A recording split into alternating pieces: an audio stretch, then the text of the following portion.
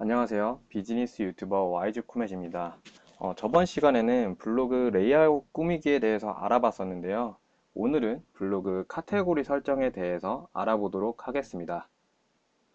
블로그 카테고리 설정 전에 고민해야 될 사항은 무엇일까요? 바로 블로그 컨셉을 정하는 것입니다. 저 같은 경우에도 블로그를 처음 시작했을 때 카테고리를 어떻게 설정해야 되지? 뭐 이런 고민들을 많이 했었고 뭐 이런저런 시행착오를 겪었었는데요.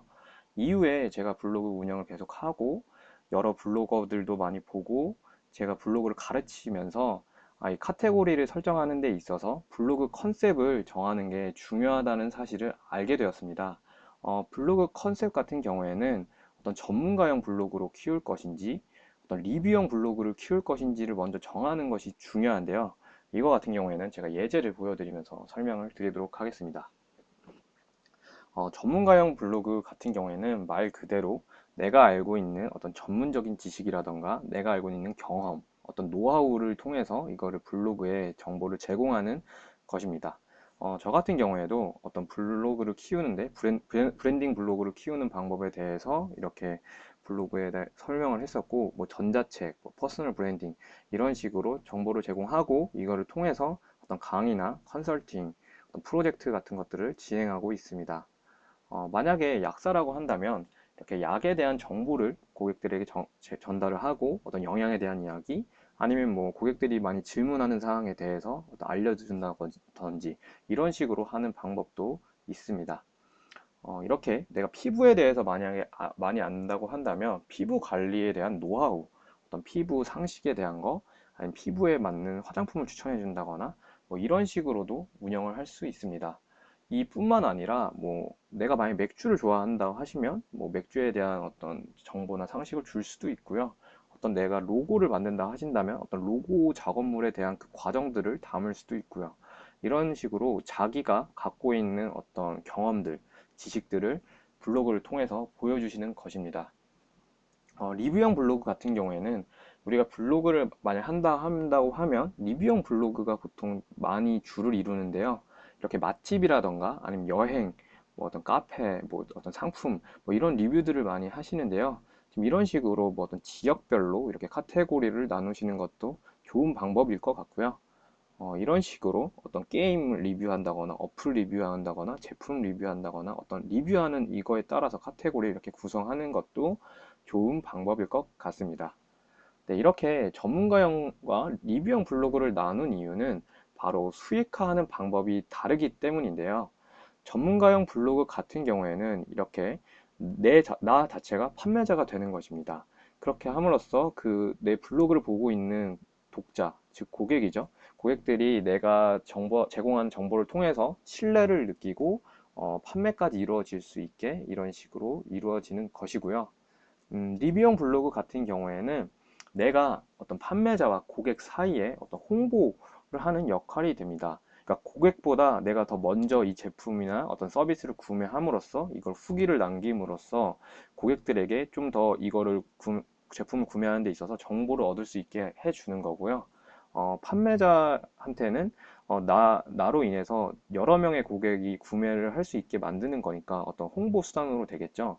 그러다 보니까 리뷰형 블로그 같은 경우에는 내가 영향을 미칠 수 있는 고객이 많으면 많을수록 판매자가 나에 대해서 지불하려고 하는 비용은 커질 수밖에 없습니다. 이번에 유튜브 뒷광고 같은 경우에도 바로 이런 리뷰형 블로그처럼 어떤 리뷰를 해주면서 유튜브 광고를 해준 거잖아요. 이런 식으로 리뷰형 블로그 같은 경우에는 어떤 체험단을 통해서 협찬을 받거나 아니면 원고료를 받아서 수익을 내실 수 있습니다. 이렇게 블로그 컨셉에 대해서 이야기를 드렸는데요. 그럼 이제 카테고리 설정을 하는 것을 직접 시연으로 보여드리도록 하겠습니다. 제가 저번에 부캐로 블로그를 하나 개설을 했었는데요. 저 같은 경우에 이거를 뭐 지금 정확히 키울지 모르겠지만 일단 운동 정보에 대해서 이제 제공을 하려고 하는데요. 카테고리를 지금 아예 아무것도 없는 상태인데 보여드리도록 하겠습니다. 먼저 관리에 들어가신 다음에요. 메뉴 글 동영상 관리를 들어가시면 됩니다. 이렇게 들어가신 다음에 좌측에서 블로그인 부분을 클릭을 해주시면 되는데요. 그럼 이렇게 카테고리가 나오게 됩니다. 여기서 이렇게 페이지당 글은 한 개로 설정해 주시는 게 좋고요. 이제 카테고리를 이제 추가를 한번 진행을 해 보도록 하겠습니다. 처음에 게시판으로 되어 있는데요. 여기는 이제 그냥 내 일상 생각을 쓸 수 있는 제 닉네임을 적어 보도록 하겠습니다. 네, 이렇게 적어 주시고요. 이렇게 카테고리 옆에 글 개수 표시는 체크를 해 주시는 게 좋고요. 공개 설정을 해 주셔야 이제 오픈이 될 수 있고요. 주제 분류 같은 경우에는 이거는 뭐 설정을 해주셔도 되고 안 하셔도 되는데, 이걸 설정을 안 하면 매번 글을 발행할 때마다 주제를 설정해 주셔야 하기 때문에 이거는 그냥 디폴트 값으로 그 카테고리의 성격에 맞는 주제를 선택을 해주시면 됩니다. 그리고 글 보기 같은 경우에는 블로그형과 앨범형을 선택하실 수 있는데요. 어떤 이미지적인 게 되게 중요하다고 하시는 분들은 앨범형으로 선택을 해주시면 되고, 어떤 글이 중요하다고 생각하시는 분들은 블로그형으로 선택을 해주시면 됩니다. 그렇게 기본적으로 목록이 닫기로 되어 있는데요. 이게 목록 열기로 해주시는 게 가독성이 좋아지기 때문에 목록 열기를 해주시는 게 좋고, 5줄 보기가 적당합니다. 네, 이런 식으로 해주시면 되고, 내가 더 카테고리 이제 추가를 한다고 했을 때 이 카테고리를 누른 상태에서 카테고리 추가를 누르게 되면 이 세부 카테고리가 생성이 되거든요. 그래서 이 상단에서 카테고리 추가를 누르신 다음에 이제 원하시는 제목을 작성해 주시면 됩니다. 저 같은 경우에는 운동 정보라고 이렇게 적어 놓고, 카테고리 옆에 글 개수 표시해 놓고, 여기서 어, 딱히 할 만한 게 없네요. 그러면 일단은 교육 학문으로 해주시고, 네, 이런 식으로 한 다음에 목록 열기, 네, 이런 식으로 하고, 운동 정보에서 세부 카테고리가 들어가고 싶다고 한다면 이걸 누른 상태에서 카테고리 추가를 하면 이렇게 이걸 세부적으로 들어가게 됩니다. 그럼 여기서 이제 뭐 예를 들어 식단 관리 뭐 이렇게 넣어주시면 되고, 이것도 이렇게 다